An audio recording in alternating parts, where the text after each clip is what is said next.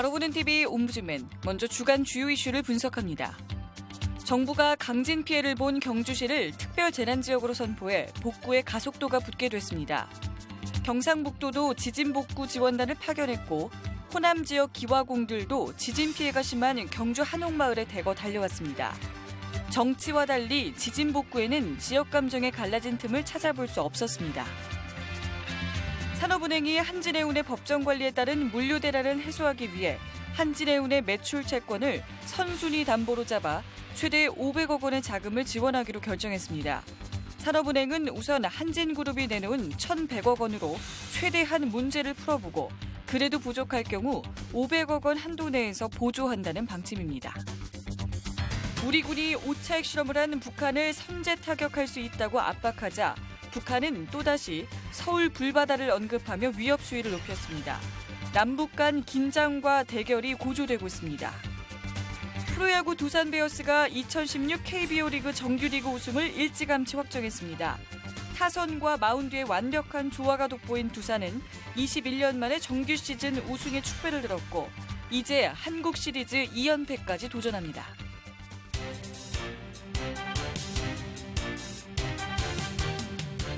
안녕하십니까. 바로 보는 TV 옴부즈맨 이승준입니다. 지난주에도 연합뉴스TV에서는 국내외 각 분야의 다양한 뉴스를 신속하게 전했는데요.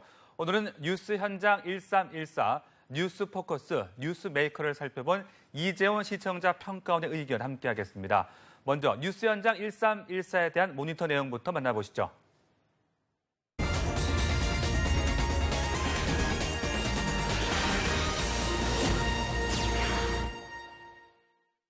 뉴스 현장 1314는 월요일부터 금요일까지 낮 12시 40분부터 2시 40분까지 취재 현장에서 전하는 생생한 뉴스를 가장 먼저 전달하는 현장성 강화 와이드 뉴스입니다. 9월 12일 뉴스 현장 13에서는 하규섭 서울대 정신과 교수가 출연해 정신건강관리에 대해 대담을 나눴습니다. 우리나라가 지난 2003년 이후 경제협력개발기구, 즉 OECD 회원국 가운데 자살률이 가장 높은 데다 최근 하일성 야구 해설가, 이인원 롯데그룹 부회장 등이 극단적 선택을 해 사회 문화적인 이슈가 되는 가운데 시의 적절한 기획으로 돋보였습니다. 이날 대담에 출연한 전문가는 2011년 제정되어 9월 10일마다 시행되고 있는 자살 예방의 날을 소개하며 한국의 성별, 연령별, 극단적 선택의 특징을 알려주고 실질적인 예방안까지 제시하였습니다. 전문가는 한국 자살률이 OECD 국가 중 여전히 1위이지만 최근 5년간 40, 50대 남성의 자살률이 15% 감소한 사실을 설명하였습니다. 자살 예방의 날 제정 이후 정부나 지방자치단체의 활동들이 효과를 보고 있다는 분석이 있는데요. 자살률이 줄고 있지만 한국 남성의 경제적 압박으로 인한 극단적 선택이 여전히 발생하고 있는 상황이라고 덧붙였습니다. 더불어 일본 정부와 지방자치단체가 연간 2천억 원의 예산을 투입해 예방에 힘쓴 결과 자살률 1위의 오명을 벗었던 일본의 경우를 예로 들어 시청자들의 이해를 도왔습니다. 특히 이날 대담에서는 베르테르 효과의 반대격인 파파게노 효과를 알려주어 극단적 선택 예방을 위한 실질적인 가이드라인을 제시해 주어 눈길을 끌었습니다. 파파게노 효과는 극단적 선택과 관련된 보도를 자세히 하지 않도록 자제함으로써 이에 대한 모방을 예방할 수 있다는 것인데요. 연예인의 극단적 선택 이후 늘어나는 베르테르 효과가 실제로 발생한 사실을 수치로 제시하였고 베르테르 효과와는 반대로 함께 노력하여 극단적 선택을 줄이는 파파게노 효과도 가능하다고 강조되어 신뢰성을 높였습니다. 우리나라에서 극단적 선택 절반 이상이 충동적이며 음주와 관련이 있다는 점을 강조하며 그 원인 중 30%를 차지하는 우울증의 증상과 관리 요령을 자세히 알려주었습니다. 이날 뉴스 현장 13에서는 한국에서 극단적인 선택이 많이 일어날 수밖에 없는 이유를 분석하고 문제를 지적하는 데 그친 것이 아니라 일반 국민들이 실제로 극단적 선택에까지 이르지 않도록 평소에 어떻게 정신건강을 관리하는 것이 좋을지 구체적으로 제안하며 알찬 정보까지 제공하였습니다. 우울하다는 기분은 없지만 걱정을 하거나 무기력한 증상도 우울증일 수 있다는 설명은 일반인들이 간과하기 쉬운 부분을 알려줬다는 점에서 유용하게 여겨집니다. 앞으로도 이처럼 사회 문제를 진단할 뿐만 아니라 개인의 차원에서도 적용할 수 있는 해법을 제시하는 대담을 적절히 편성하기를 기대합니다. 지난 9월 15일 뉴스 현장 1사에서는 렌터카 이용이 증가하며 늘어나고 있는 각종 문제를 막아줄 신용카드 가승인 시스템 도입을 경찰이 검토 중이라고 단독으로 보도해 눈길을 끌었습니다. 황정현 기자는 9월 15일 호텔 체크인 때처럼 추후 문제가 발생하면 카드 결제가 가능하도록 사전에 조치하자는 신용카드 가승인 시스템을 경찰이 렌터카 업체와 협의 중이라는 사실을 발빠르게 보도했습니다. 이와 같은 시스템이 도입된다면 렌터카를 이용한 10대의 사망사고, 과태료 납부 저조로 인한 예산 낭비 등의 문제점을 해결해 줄 것으로 기대를 모으고 있습니다. 현행법상 미성년자라도 렌터카 업체에서 차를 빌릴 수 있는데 이런 제도가 10대들의 사고를 야기할 수 있다는 우려의 목소리가 높은 상황입니다. 최근 5년간 미성년자 렌터카 사고는 1,000건을 넘었고 사망자는 32명에 달했습니다. 매달 상대적으로 적은 비용으로 차를 쓸 수 있다는 이유로 렌터카 이용자는 증가하지만 정작 이용자들의 과태료 납부율은 낮은 문제도 제기되고 있습니다. 최근 3년간 차량 소유주가 렌터카 회사인 경우 과태료 납부율이 72.6%로 평균보다 10% 이상 낮은 것으로 드러났고 렌터카 임차인에게 과태료를 부과할 때에는 납부율이 68.8%로 더 떨어졌습니다. 문제는 이로 인해 무려 47억 원의 미납 금액이 발생하여 과태료 부과에 따른 예산 낭비가 매년 5억 원씩 추가로 발생하고 있는데요. 신용카드 가승인 시스템이 도입되면 10대들이 렌터카를 쉽게 빌리지 못하고 과태료 징수도 수월할 것으로 기대된다고 합니다. 앞으로 추진 중인 시스템이 도입되는 과정을 추적하여 보도하여 주고 렌터카 제도의 허점 등을 확인하여 언론 감시의 기능을 계속 발휘해 주시기를 당부드립니다. 네, 뉴스 현장 1314를 살펴본 이재원 평가원의 의견 함께 했는데요. 뉴스 포커스와 뉴스 메이커는 또 어떤 평가를 받았는지 함께 보시죠.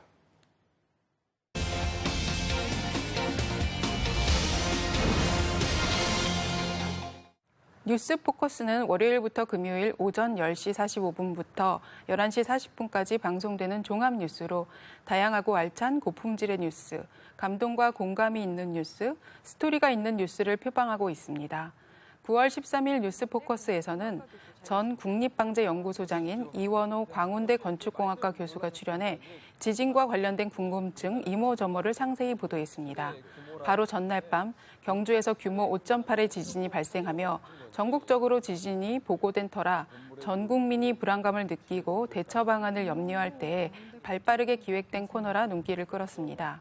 뉴스 포커스에서는 국내 건물의 내진 설계가 된 비율이 33%라는 현황을 전하고 1988년부터 내진 설계 기준이 마련되기 시작해 이전 건물에 대해서는 내진 보강을 실시하고 있다고 전했습니다.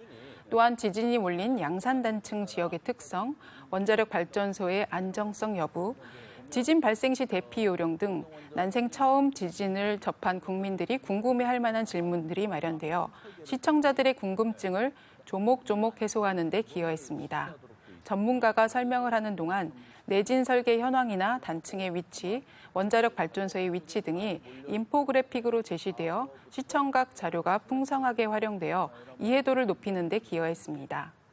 다만 지진이 발생했을 때의 대피 요령을 소개하거나 국민안전처의 문자 발송이 9분간 지연된 문제 등 국민들이 실질적으로 피부로 느끼는 부분에 대해서는 다소 설명이 미흡해 아쉬움을 남겼습니다. 대피 요령에 대해 간단히 설명하며 스마트폰에 잘 나와 있다는 식으로 말해 시청자들의 궁금증을 제대로 해소하지 못하였습니다. 건물 안과 밖에서 어떤 위치에서 대피하는 것이 좋은지, 엘리베이터를 사용하는 것이 좋은지 등의 구체적인 정보를 전문가의 입으로 전해줬다면 보다 알찬 구성이 되었을 것으로 보입니다. 또한 폭염 발생 시에는 자주 도착했던 재난 문자가 지진 발생 시에는 전달되지 않거나 최장 9분까지 지연된 데 대해서 문제를 제기하는 앵커의 질문에 전문가는 기상청에서 국민안전처로 내용을 전달하는데 5분이 걸린다는 설명으로 시청자들의 궁금증 해소에 도움이 되지 못해 아쉬움을 남겼습니다. 하지만 기상청에서 직접 재난 문자를 발송하는 시스템이 되면 좋겠다는 지적은 전문가다운 날카로움이 돋보였습니다. 뉴스메이커는 월요일부터 금요일 오후 6시 25분부터 7시 5분까지 방송되는 뉴스 분석 프로그램으로 뉴스를 재구성하여 차별화된 분석을 제시하고 이슈가 되고 있는 뉴스메이커를 전하는 프로그램입니다. 9월 12일 뉴스메이커에서는 백나리 기자가 출연해 미국 대선 후보 힐러리의 건강 이상설에 대해 상세하게 알아보았습니다. 힐러리가 9.11 추도식에서 휘청이는 모습을 보인 뒤 발빠르게 힐러리의 건강은 물론이고 미국 대선에 미치는 영향까지 촘촘하게 분석해내 시선을 끌었습니다. 뉴스메이커에서는 힐러리가 지난 2012년 국무장관 당시 뇌진탕을 일으켜 한 달간 업무를 보지 못한 적이 있고 이 부분이 아킬레스건이었다고 설명했습니다. 힐러리의 건강과 관련된 배경 설명을 통해 이번 해프닝에 대한 이해를 높였는데요. 힐러리가 이달 초 오하이오 유세 중 심한 기침을 하기도 하고 기자회견 중에도 연달아 기침을 해 힐러리 건강에 대한 의문이 있었다고 설명해 주었습니다. 힐러리는 토크쇼에서 병 따기 시험까지 하며 건강 이상설을 부인한 바 있지만 전 국민이 지켜보는 앞에서 휘청이는 모습을 보인 것인데요. 68세 고령 후보가 강인한 정신력과 강한 체력이 필요한 미국 전역에서의 대선 캠페인을 벌이다 피로 누적으로 일시적으로 휘청인 것인지 혹은 그동안 건강에 문제가 있었는지 궁금해하는 시청자들의 의문을 해소하는 데 도움이 되었을 것으로 보입니다. 백나리 기자는 힐러리가 휘청일 당시 경호원들이 침착하게 대응하는 영상을 배경으로 힐러리가 평소에도 건강이 좋지 못한 모습을 경호원들 앞에서 노출한 적이 있지 않은지 의문을 제기하며 날카로운 관찰력을 보였습니다. 처음 있는 일이라면 매우 당황했을 텐데 일상적인 일처럼 대응하는 데다 카메라가 포착하지 못하도록 슬쩍 가려주기까지 했다는 점에서 힐러리의 건강 이상을 경호원들이 이미 알고 있었을 가능성을 제기한 것입니다. 뉴스메이커는 힐러리의 건강 이상설이 이제 40여일 앞으로 다가온 미국 대선에 어떤 영향을 미칠지 조목조목 분석해줬습니다. 도널드 트럼프가 힐러리의 건강 이상설을 호재로 활용해 공격을 펼칠 것으로 전망했고 TV 토론을 앞둔 시점에서 건강 문제는 최대의 쟁점으로 부각할 것으로 내다봤습니다. 백나리 기자는 힐러리뿐 아니라 도널드 트럼프 역시 건강 문제에서 자유로울 수 없다는 점을 알려주며 이번 대선 후보들의 건강 문제에 대한 의구심을 나타내었습니다. 힐러리가 68세, 트럼프가 70세로 만약 트럼프가 대통령이 된다면 과거 69세의 대통령이 된 레이건의 뒤를 이어 트럼프가 최고령이라는 것이었습니다. 문제는 힐러리도 트럼프도 의료 기록을 자세히 공개하지 않고 있어 사실상 두 후보 모두 건강 문제가 있을 가능성이 있다고 분석했습니다. 과거 존 맥케인 후보는 천여 쪽에 달하는 건강 기록을 공개하며 자신이 미국 국정을 수행할 체력이 된다고 강조하는 등 그동안 대선 후보들은 건강 기록을 상세히 공개하였다는 것입니다. 그에 반해 힐러리는 2장짜리, 트럼프는 불과 몇 줄짜리 소견으로 대체하여 양측이 이 문제를 두고 서로 공격할 가능성을 드러냈습니다. 덧붙여 만약 힐러리의 건강이 심각해져 민주당 대선 후보를 교체해야 한다면 버니 샌더스 상원 의원으로 교체하지 않겠냐고 말했습니다. 뉴스메이커는 힐러리의 건강과 관련된 배경 설명은 물론이고 미국 대선 후보들의 특징과 영상 분석을 통해 향후 미국 대선 구도에 끼칠 영향까지 다각도로 분석해내며 시청자들의 이해를 도왔습니다.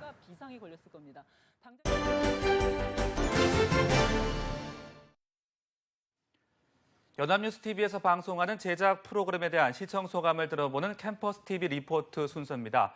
오늘은 지난주에 방송된 성공 다큐 정상의 서다를 살펴본 한국외국어대학교 정치외교학과 윤초록 학생 나와 있습니다. 안녕하십니까? 네, 안녕하세요. 네, 성공 다큐 정상의 서다를 시청했다고 들었는데요. 어떤 점이 눈에 띄었어요? 네, 성공 다큐 정상의 서다는 창의와 혁신을 통해 위기를 극복한 기업을 소개하는 프로그램으로 기업의 창립부터 현재까지 실감나는 재현과 인터뷰 등을 통해 불안과 불황의 시대의 새로운 청사진을 제공해주고 있는 프로그램입니다. 네, 그럼 지난 방송분에 대한 모니터 내용 전해주시죠. 네, 지난 방송에서는 힐링바이오 박세준 씨의 발명 인생을 소개해 주었는데요. 63세가 되어서도 지치지 않는 열정으로 유산균을 이용한 새로운 발명에 도전하고 있는 모습을 보여주었습니다. 자세한 모니터 내용 지금부터 소개해드리겠습니다.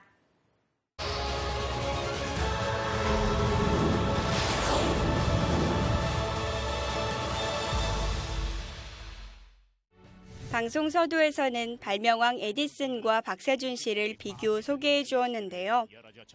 유명한 역사적 인물과 박세준 씨의 공통점을 연결지어 박세준 씨에 대해 예측하고 또 이해하는 데 도움이 되었습니다.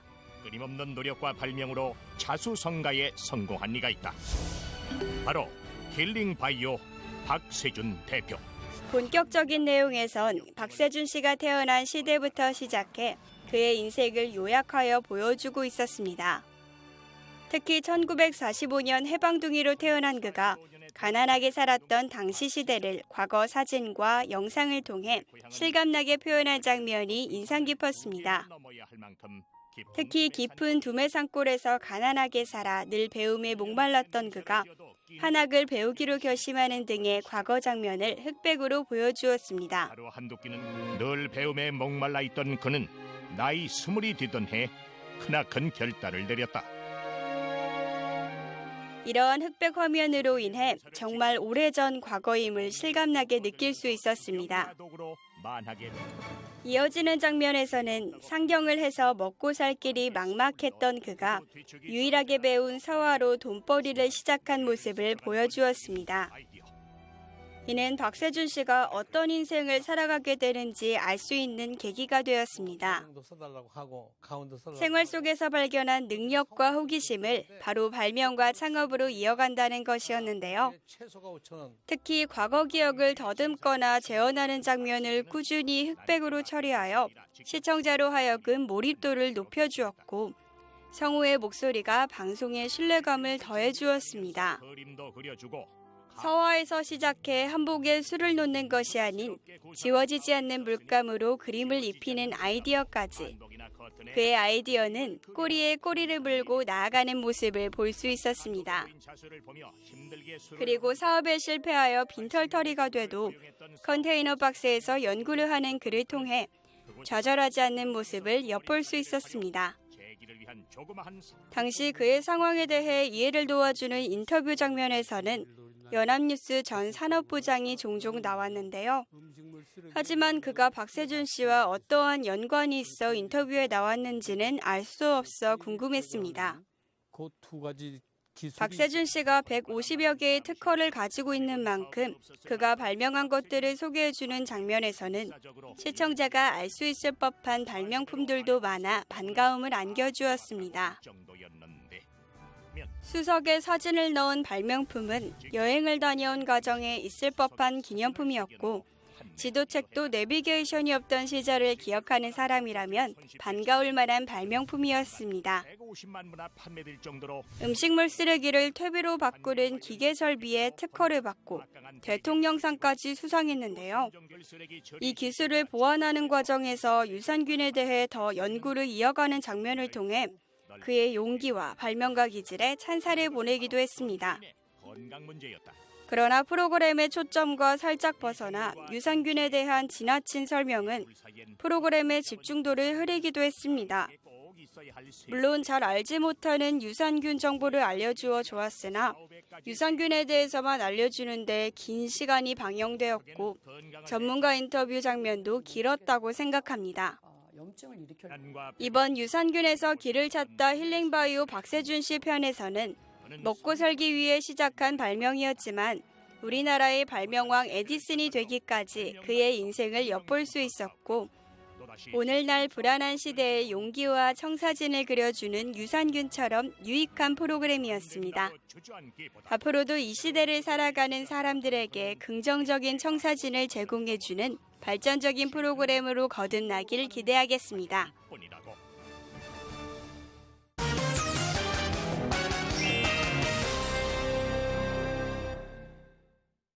지난 12일 오후 8시 32분쯤 경북 경주에서 5.8 규모의 지진이 발생했습니다. 경상북도와 경주시가 집계한 지진 피해 상황에 따르면 40여 명의 인명피해와 4,600여 건의 재산 피해를 입은 것으로 밝혀졌는데요. 오늘 TV와 비평 시간에는 경북 경주에서 발생한 지진에 대해 우리 언론들 어떻게 대응했고 보도했는지 자세하게 짚어보겠습니다. 명지대학교 디지털 미디어학과 최선규 교수 나와 계십니다. 교수님 안녕하십니까? 네, 안녕하세요. 네. 자, 이 규모 5.8의 역대 최대급 지진이 발생하면서 우리 사회가 전혀 경험하지 못했던 재해에 노출도 했습니다. 이와 관련해 우리 언론 어떻게 보도했습니까? 네, 지난 12일 경북 경주 일대에서 발생한 지진은 기상청 관측사상 최대의 규모로서 진원에서 200km 떨어진 수도권에서도 그 진동이 느껴질 정도였습니다. KBS는 1차 지진이 발생했을 때인 7시 44분경에 시사 교양 프로그램을 방송하고 있었고 본진이 발생한 이후에도 편성표대로 1일 연속극을 그대로 내보냈습니다. KBS는 9시 저녁 종합 뉴스에서 지진 특보로 뉴스를 구성을 해서 보도를 했지만은 이때는 본진이 발생한 지 20여 분이 지난 이후였습니다. 8시에 저녁 종합 뉴스를 방송하는 MBC와 SBS는 본진이 발생한 이후에 지진 속보를 전하긴 했습니다만 2건과 4건씩을 단순 보도하는 데 그쳤습니다. JTBC는 유일하게 저녁 종합 뉴스인 뉴스룸에서 지진 특보를 16꼭지에 걸쳐서 자세하게 보도했습니다. 보도 전문 채널인 연합뉴스TV와 YTN은 지진 발생 이후에 계속 지진 관련 뉴스를 보도했습니다. 네, 이번 지진 발생 이후 국가 재난 대비 시스템이 허술하는 것 아니냐는 지적이 잇따르고 있습니다. 국민안전처뿐 아니라 방송사들의 재난 보도 대응에 있어서 우려와 질타의 목소리가 높아지고 있는데요. 우리 언론 대응 태도와 문제점은 무엇입니까? 네, 재난 대응의 컨트롤 타워 기능을 해야 하는 이제 국민안전처는 이번에 1차 지진 발생 8분 뒤인 오후 7시 52분에 진앙지의 반경 120km 지역 안에 있는 주민들에게 긴급 재난 문자를 발송했습니다. 본진이 발생한 이후에는 9분이 지난 오후 8시 41분에 반경 200km 지역에 2차 재난 문자를 발송했는데요. 이때는 해당 지역의 주민들은 이미 놀라서 긴급 대피를 끝낸 시점이었습니다. 기상청이 전진 발생 이후에는 27초 그리고 본진 발생 이후에는 26초 만에 조기 경보를 통해서 국민안전처 상황실에 알린 사실을 감안하면 국민안전처의 이 문자 통보는 늑장 통보라는 비판이 나오고 있습니다. 국민안전처는 기상청의 조기 경보만으로는 정확한 진앙과 지진 규모를 파악할 수 없어서 보다 더 공식적인 통보가 나오기까지 기다린 것이라고 해명을 했지만 피해를 최소화해야 되고 촉각을 다투는 이 재난 상황에서 재난 위험을 경고하는 안전처의 이 긴급 재난 문자 통보 시스템이 늑장을 부린 탓에 국민들은 지진에 대한 공포를 더욱더 키울 수밖에 없었습니다. 네. 국가 기관 방송사인 KBS는 12일 오후 7시 44분에 첫 지진이 발생하자 약 3, 4분 후에 이 소식을 자막방으로 내보냈습니다. 하지만 오후 8시 32분에 본진이 일어난 이후에도 재난 특집 방송으로 전환하지 않고 그대로 정규 방송을 이어갔습니다. 오후 8시와 8시 45분에 약 4분가량 정규 방송을 끊고 뉴스 특보를 방송했지만 그 이후에 바로 다시 교양 프로그램과 1일 연속극을 그대로 방송을 했습니다. 네네. 뉴스 특보의 내용도 지진이 발생한 지역과 규모 이런 기상청이 발표한 단순한 정보에 불과했고 구체적인 피해 사례라든지 그리고 어떻게 대피해야 되는지 시청자들이 원하는 정보는 턱없이 부족했습니다.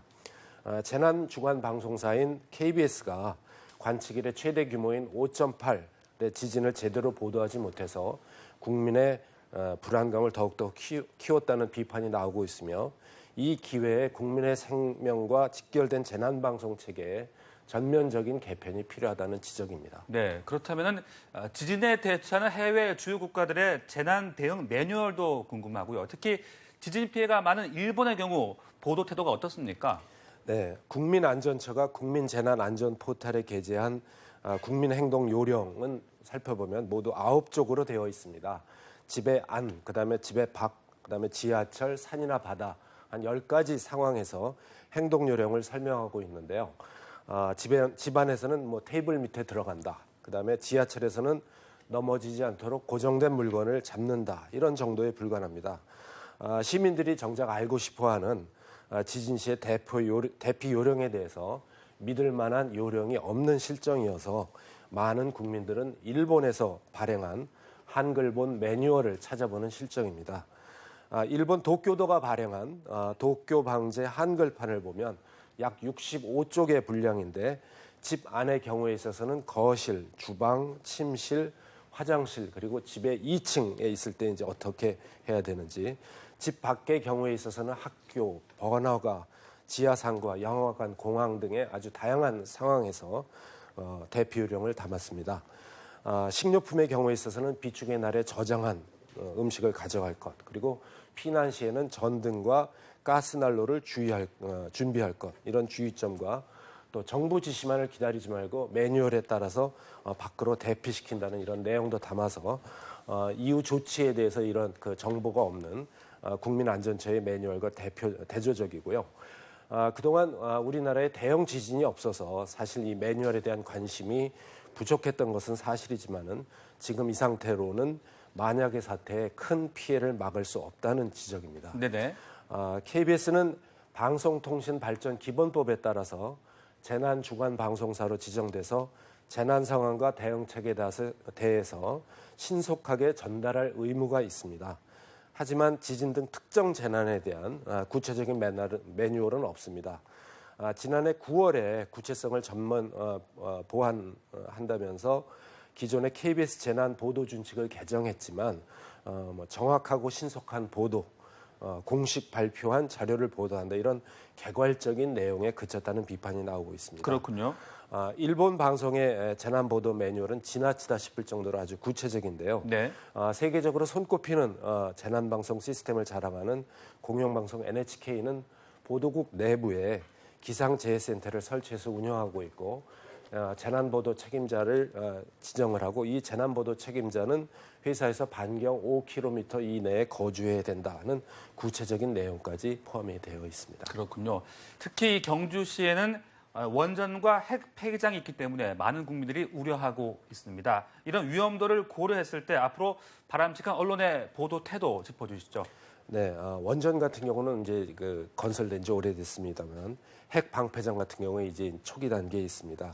경주시 양북면에 설치될 예정인 핵 폐기물 처분장 부근에서도 많은 지진이 발생한 것으로 이제 확인이 돼서 이 핵 폐기장의 안전 문제를 두고 논란이 일어나고 있습니다. 기상청 자료에 따르면 기상청의 지진 계측이 실시된 1981년 이후에 10년간에 걸쳐서 약 3차례 지진이 발생했지만 90년대에는 9차례, 그다음에 2000년대에는 12차례의 지진이 발생했고 2011년 이후에는 지금까지 14차례의 지진이 발생해서 지난 37년간에 총 38번의 지진이 일어난 것으로 보도되고 있습니다. 그리고 최근 들어서 지진의 발생 빈도가 많아지고 있습니다. 특히 2014년에 발생한 진도 3.5의 지진의 진앙지는 방패장에서 약 9.5km에 불과했다는 것으로 이제 밝혀지고 있습니다. 네네. 경주 지역의 이 안반의 건전성과 양산 단층이 활성 단층이냐의 여부에 대해서는 이 방패장의 위치를 선정할 때 많은 논란이 있었습니다. 정부에서는 계속 이 방패장의 안전에는 문제가 없다는 말을 되풀이하고 있지만 이 기회에 정확한 진단과 보완책을 내놓아야 할 것입니다. 방패장이 한번 건설되면 300년 이상 그 핵 폐기물을 안전하게 보관해야 되는데 이 방패장이 미래 세대에 큰 피해와 부담을 주지 않게끔 정부는 지질 조사를 재실시하고 근본적 대책을 다시 세워야 할 것입니다. 언론은 이런 사항에 초점을 맞춰서 보도를 해야 할 것입니다. 네, 지금까지 경주 지진 발생 보도와 관련해서 자세하게 이야기 나눴습니다. 말씀 고맙습니다. 네, 감사합니다.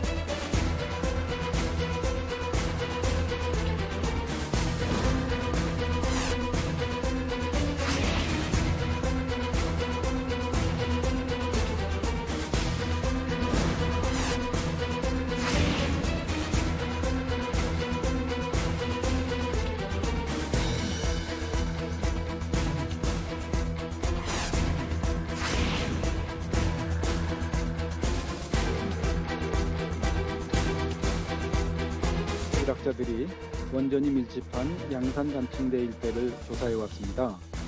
양산단층대가 활단층이라고 하는 것은 학계에서 인정되고 있습니다.